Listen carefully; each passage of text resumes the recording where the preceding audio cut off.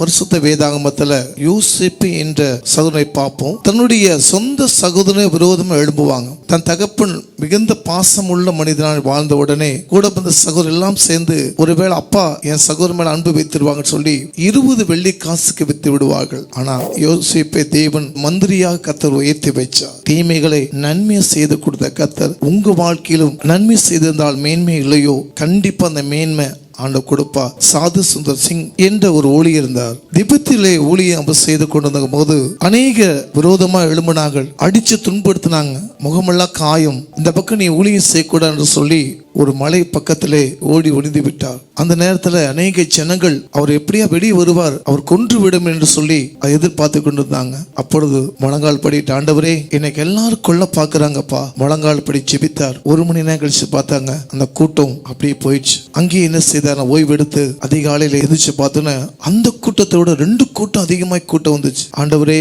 இந்த ஜனங்களை எப்படி மீட்டெடுத்து நான் போவோம் என்று சொல்லி அவர் வேதனைப்பட்டார். ஆனா வெளியே வராரு. அவரை பார்த்தவொன்னு எல்லாரும் பயந்து ஓடுறாங்க. என்னடா நம்ம தான் கொலை பண்ண வந்தாங்க. அப்பொழுது அந்த ஜனங்களெல்லாம் பார்த்து பயந்து, ஐயா உங்கள் அருகில நான் வர முடியல, உங்களை சுற்றியும் ஒரு நெருப்பாக இருந்தது, உங்க முகங்களாம் பிரகாசமா இருந்தது, அது யாரு உங்களை பக்கத்துல இருந்தான்னு சொல்லி அந்த கிராமம் முழுசும் ஆண்டவர் சொந்த ரட்சகராக ஏற்றுக்கொண்டார். அநேக சொல்லுவாங்க, வாஸ்து இந்த உலகம் சமாதானமாய் வாழ விட மாட்டேங்கிறாங்க, அநேக எனக்கு விரோதமா பேசுறாங்க, தீமையே செய்து கொண்டிருக்காங்கன்னு சொல்லி எண்ணிக்கொண்டிருக்கலாம். அந்த தீமைகளை நன்மையை செய்து கொடுப்பார்.